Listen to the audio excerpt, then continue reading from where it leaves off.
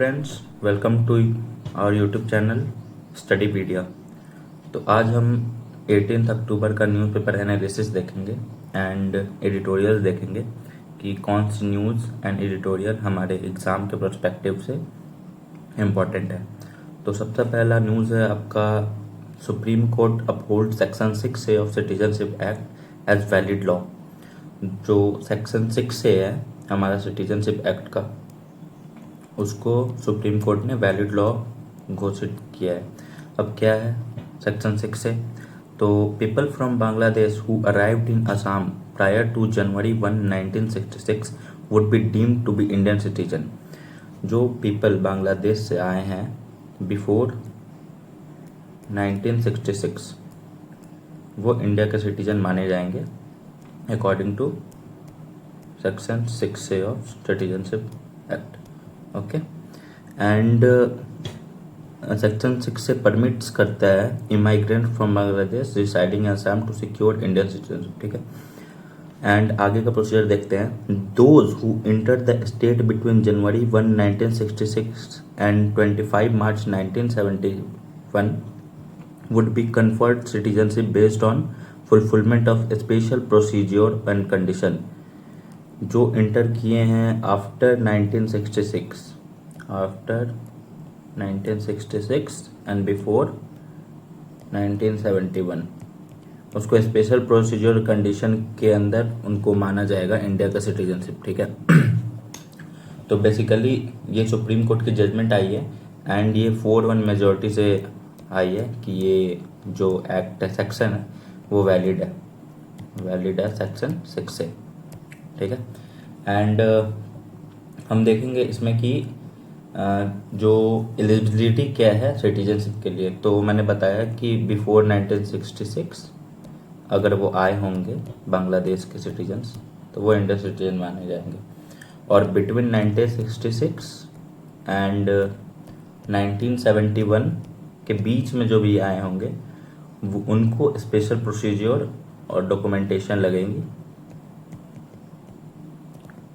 Special procedure and documentation लगेगी कि वो इंडियन सिटीजन माने जाएंगे। ठीक है, एंड इससे हम एग्ज़ाम के पर्सपेक्टिव से हमारा क्या इंपॉर्टेंट है, तो एग्ज़ाम के पर्सपेक्टिव से हमारा है सिटीजनशिप चैप्टर इम्पॉर्टेंट। ठीक है, तो इसमें आप सिंपल सा आप जाके लक्ष्मीकांत से देख लेंगे,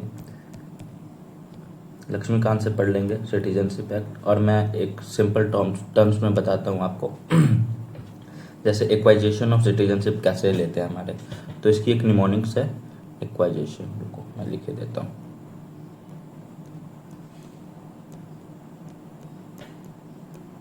ओके, निमोनिक्स है ब्रांड, BRAND, बी से बाय बर्थ,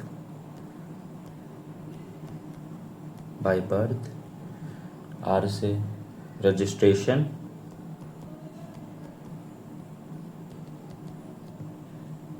एन से बाय नेचुरलाइजेशन, एंड डी से डिसेंट।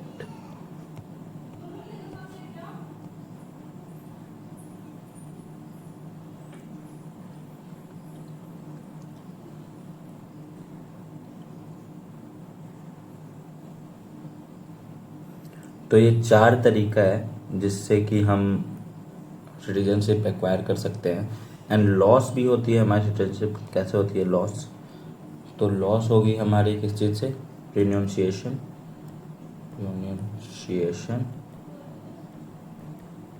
ठीक है, अगर दूसरे स्टेट का हम सिटीजनशिप एक्वायर कर लेते हैं तो भी लॉस हो जाता है हमारा सिटीजनशिप। तो एक्वायरिंग सिटीजनशिप फ्रॉम, हमारी लॉस होगी citizenship by renunciation residing outside India and acquisition of citizenship from other nation. ठीक है, तो बेसिकली ये आर्टिकल आपके लिए इतनी रिलेवेंट है, एंड हम नेक्स्ट आर्टिकल देखते हैं, नेक्स्ट आर्टिकल की तरफ मूव करेंगे। तो जो हमारे चीफ जस्टिस ऑफ इंडिया है, जो कि अभी 51 नंबर के बनेंगे, वो होंगे हमारे संजीव खन्ना साहब। ठीक है, तो 51 पी चीफ जस्टिस, 51, ठीक है। 51 होंगे हमारे संजीव खन्ना साहब, ठीक है। बेसिकली इसमें इतना ही है। एंड ये कैसे होता है, ठीक है, मतलब अपॉइंटमेंट हमारी जो होती है सुप्रीम कोर्ट के जजेस की, वो कैसे होती है। तो ये सेकंड जज केस आया था, सेकंड जज केस 1993 में, ओके, जिसमें कि रूल किया गया था, रूल्ड सीनियर मोस्ट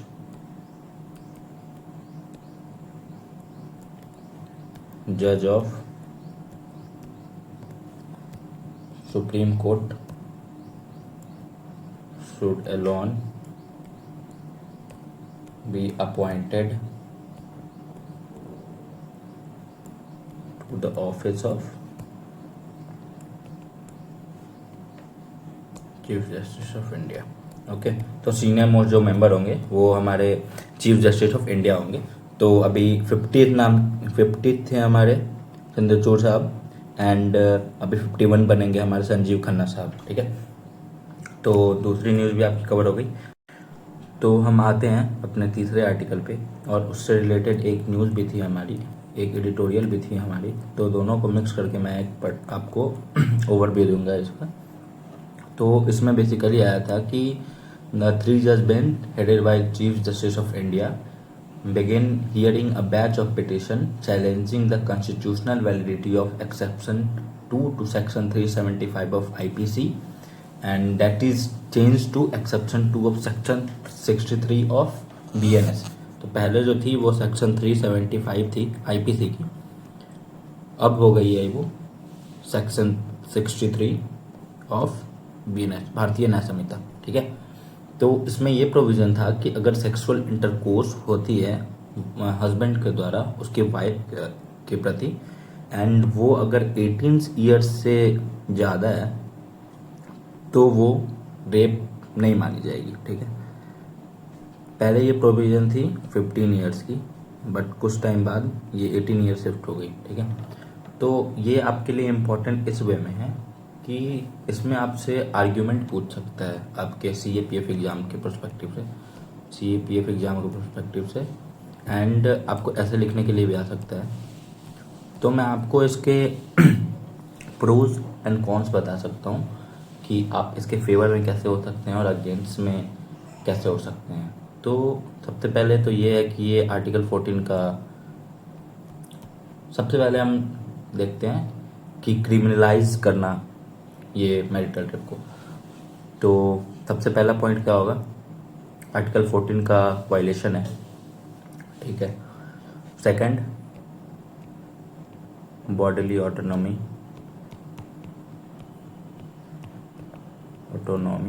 ठीक है। थर्ड,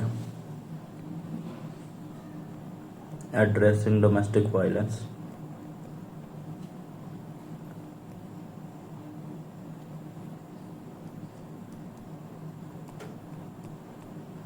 सॉरी गाइस पेनिंग चल रही है इसे,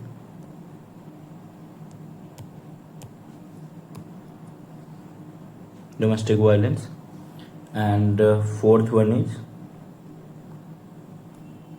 सोशल प्रोग्रेस, ठीक है। तो ये 4 चीज़ें होंगी जो हमारे आर्गुमेंट फेवर में करेंगी कि क्रिमिनलाइज कर दिया जाए मैरिटल रेप को, ठीक है। एंड आर्ग्यूमेंट अगेंस्ट में क्या होगी, अगेंस्ट पहला पॉइंट होगा प्रिजर्वेशन ऑफ मैरिज,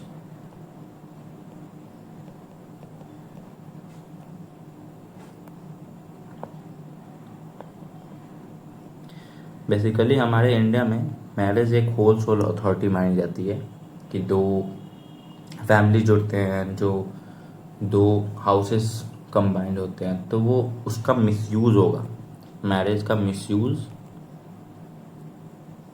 मिसयूज़ होगा, एंड फॉल्स एलिगेशन लगाए जाएंगे, ठीक है। तो दूसरा देखते हैं, दूसरा पॉइंट क्या हो सकता है। दूसरा पॉइंट हो सकता है हमारा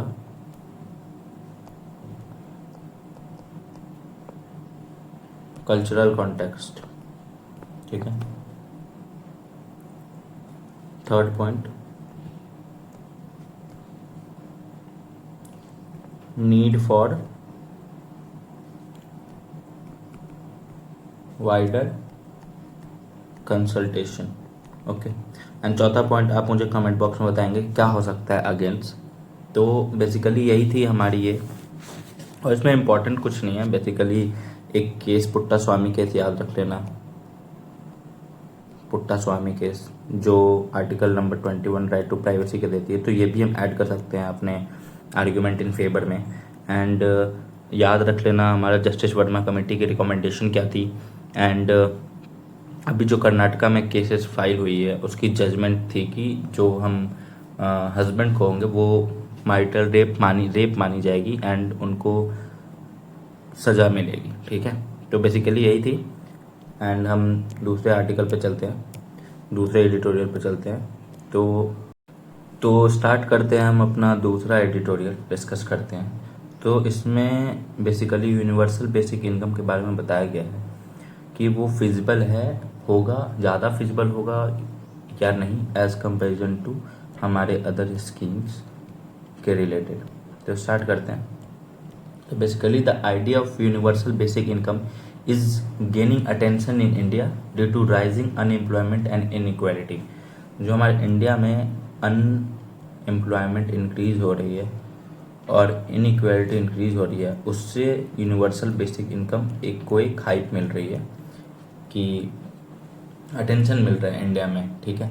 एक्सकर्वेटेड बाय ऑटोमेशन एंड एआई, और जो एआई और ऑटोमेशन हो रही है उसकी वजह से भी यूबीआई को एक अलग हाइप मिल रही है, क्योंकि इसकी वजह से अनएम्प्लॉयमेंट इंक्रीज हो गई है। अनएम्प्लॉयमेंट इंक्रीज होने के कारण हमारे पास उतनी एम्प्लॉयमेंट है नहीं, ग्रोथ है बट वो जॉबलेस है। And large number of people unemployed है, ओके, ठीक है। And the 2016-17 economic survey suggested UBI as a potential solution.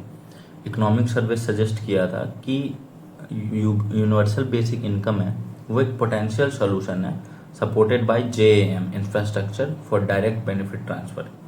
Debated focus on UBI feasibility and effectiveness compare to existing welfare program. UBI है वो ज़्यादा effective है as comparison to हमारा जो current welfare programme है like PM किसान, क्योंकि वो भी एक चैलेंजेस फेस कर रही है जैसे कि administrative error and logistic issue, ठीक है। और अगर हम कंबाइन करते हैं यूबीआई और एग्जिस्टिंग प्रोग्राम को तो एक अच्छा इंफ्रास्ट्रक्चर हमें मिल जाएगा कि हम जॉबलेस ग्रोथ को हटा पाएँ हमारे कंट्री में, ठीक है। तो जॉबलेस ग्रोथ का इशू क्या है सबसे पहले वो देखते हैं। तो global job growth is declining due to automation and AI. जो जॉब का ग्रोथ है वो डिक्लाइन हो रही है, क्यों? एआई एंड ऑटोमेटिक चीज़ें इतनी आ रही है उसकी वजह से। और इंडिया जो है वो फेस कर रही है अनएम्प्लॉयमेंट, इनइक्वालिटी उसकी वजह से, ठीक है। और इंटरेस्ट क्या है हमारा यूनिवर्सल बेसिक इनकम में? तो universal basic income is gaining attention as potential solution to unemployment and poverty. जो कि मैंने बताया, अनएम्प्लॉयमेंट एंड पॉवर्टी की वजह से जो यूबीआई है यूनिवर्सल बेसिक इनकम है वो एक अलग अटेंशन रीच कर रही है, ठीक है। और 2016-17 का इकोनॉमिक सर्वे का रिपोर्ट भी है।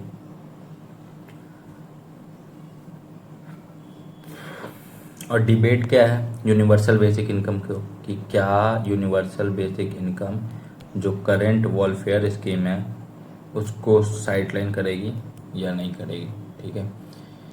एंड यूबीआई को देखा जाता है एक सेफ्टी नेट के तौर पे, safety net to help those who are unemployed, ठीक है। जो अनएम्प्लॉयड है उनके लिए एक सेफ्टी नोट पे देखा जाता है कि यूबीआई के तौर पे, ठीक है। और करेंट इनकम ट्रांसफ़र क्या है हमारा, जैसे कि डीबीटी हमारे क्या है, कैश ट्रांसफ़र स्कीम कौन कौन सा है, तो पीएम किसान है, ठीक है, राइतू बंधु स्कीम है, ये शायद कर्नाटका की है आई थिंक, नहीं सॉरी, ये राइतू बंधु स्कीम हमारी तेलंगाना की है। हम देखते हैं करेंट डीबीटी, पीएम किसान देख लिया आप लोगों ने,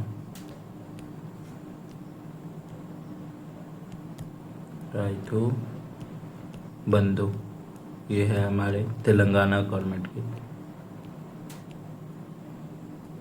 और कौन कौन सी है, एक है कालिया,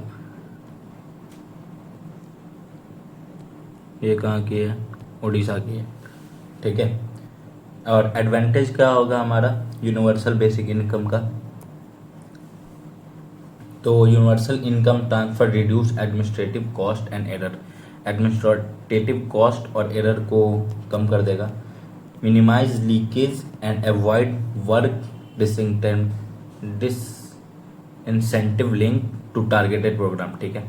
और फाइनेंशियल कंसर्न क्या रहेगी हमारी, फाइनेंशियल कंसर्न ये रहेगी कि full universal basic income suggested transfer of 3.5% to 11% of GDP, which could require cutting other program of raising tax significantly.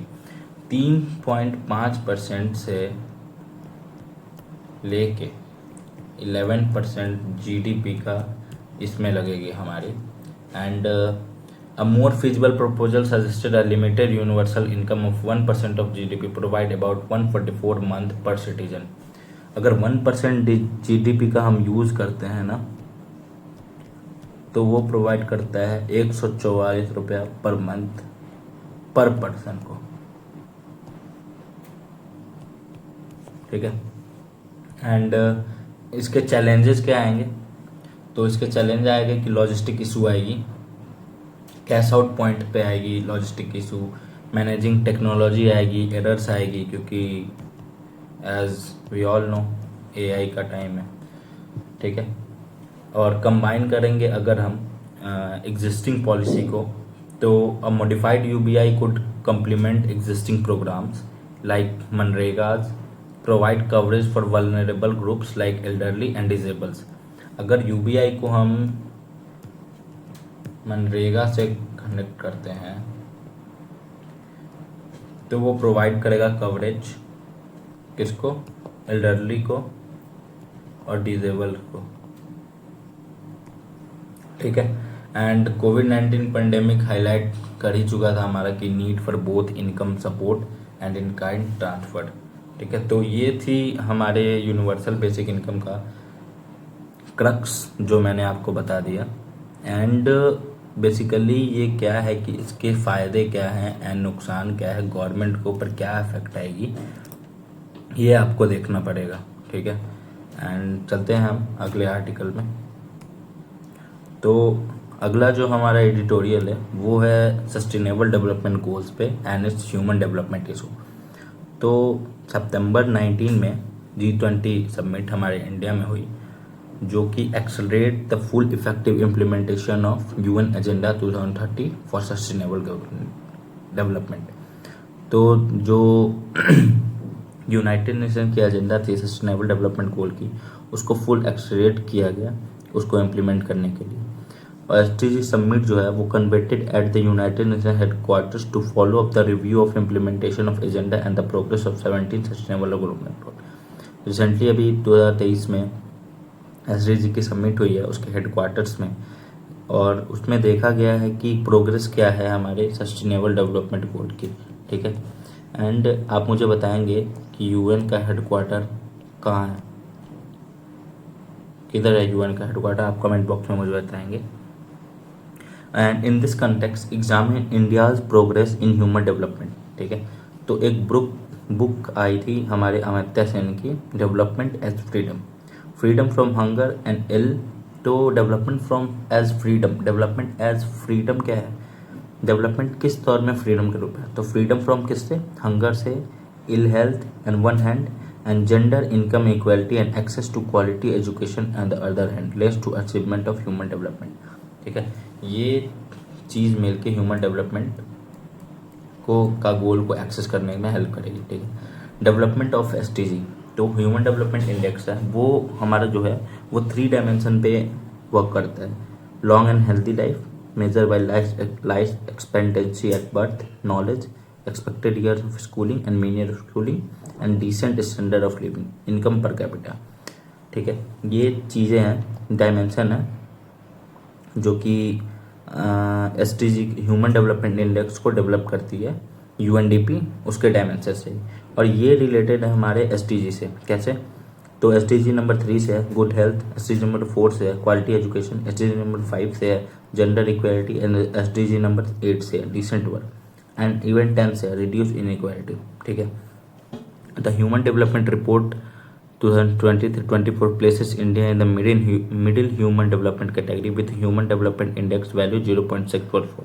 Basically इसमें अगर 0 से 100 तक मार्क होती है, ठीक है, ह्यूमन डेवलपमेंट, और इंडिया की रैंक है 134 आउट ऑफ 193 कंट्रीज, और उसके जो नेबर्स कंट्री है उनकी रैंक इससे कम है, जैसे कि मलेशिया के 63, थाईलैंड के 66, चाइना के 75, श्रीलंका के 78 एंड इंडोनेशिया की 120 एंड सो ऑन। ठीक है। एंड इवन बांग्लादेश की 129 ही है, जबकि हमारे कंट्री की 134 है। तो यहाँ हम लैग क्यों कर रहे हैं? क्योंकि पॉपुलेशन ज़्यादा है, हमारी पॉपुलेशन हाई है and other measures as well. ठीक है।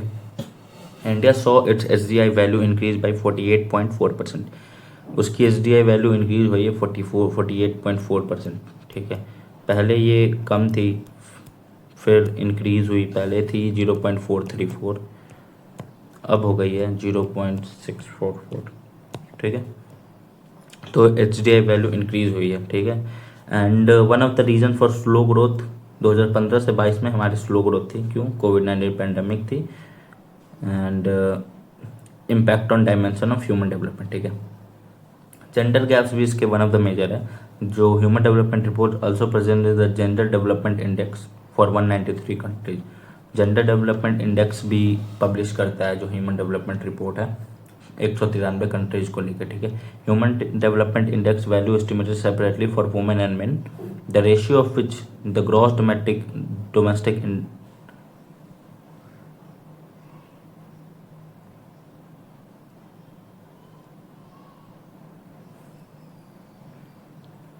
gender gap. The HDR also presents the gender development index for 193 countries। ठीक है। HDI value estimate separately for women and man, दोनों के लिए सेपरेट होता है HDI value. The ratio of which is the gender development index value, the closer the ratio is to 1 the lesser the gap there is between women and man. अगर ratio जो होगा वो कम होगा 1 से, ठीक है, क्लोजर द रेशियो होगा तो लेसर गैप होगा हमारा वुमेन और मैन के बीच में। ठीक है। Among the 42 medium human development countries to which India belong there are only 7 with low equality in achievement. 42 million human developed country है जिसमें कि बहुत कम ही है जिसमें कि इक्वालिटी जो है वो अचीव की गई है वुमेन एंड मेन के बीच में, वो बहुत कम ही है, जैसे 7 ही है कंट्रीज वैसे। ठीक है। Absolute deviation from gender parity of more than 10% are Indian, Bangladesh, Nepal, Uganda and so on. India has one of the largest gender gap in the labour force participation rate, that is 47.8%, and women का कितना है 28.3 and main 76.1। तो gap इसकी कितनी हो गई 47.8% का gap है वुमेन लेबर फोर्स पार्टिसिपेशन में। एंड जो female labour force participation rate in India है वेरी लो है as comparison to many countries. ठीक है। चाइना की है 53.6%, भूटान की है 53.5%। रिसेंटली ये labour force participation ratio increase हुई है हमारी। ठीक है। In the latest periodic labor force participation survey published by the Ministry of Static and Program Implementation, ये आपकी इम्पोर्टेंट क्वेश्चन बन सकती है कि who publish labour force participation survey. ठीक है। तो ये ministry of static and programme implementation report publish करती है, उसमें बताया गया कि 37% of female of working age 15 years and above were in labour force in 2022 and 23। ठीक है, 37% ऐसी वोमेन है जो कि लेबर फोर्स में थी 22 और 23 में, और वो रेट थी 23% 17-18 में, और जो कि अभी इंक्रीज हो गई है 37%। ठीक है, while the female labor force participation rate in rural area is increased by 24.6%। जो रूरल एरिया में है उनकी female labour force participation rate increase हो गई है। ठीक है, एंड इनकम इन इनक्वालिटी भी है। In addition to gender gap in income, inequality of income is also on the rise. Inequality income में भी राइज हुई है। ठीक है, countries where income share held by richer 1% is very high, 21.7% compared to Bangladesh 11.6%। जो richest 1% है उनकी income share है 21.7%, बांग्लादेश में है 11.6%, चाइना में है 15.7% एंड भूटान में है 18.1%।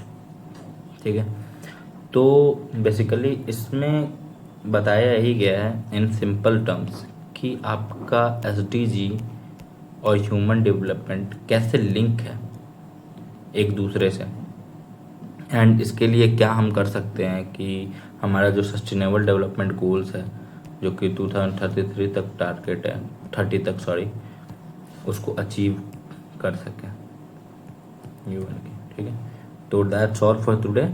मिलते हैं कल आपको न्यूज़पेपर डिस्कशन के साथ। Thank you very much.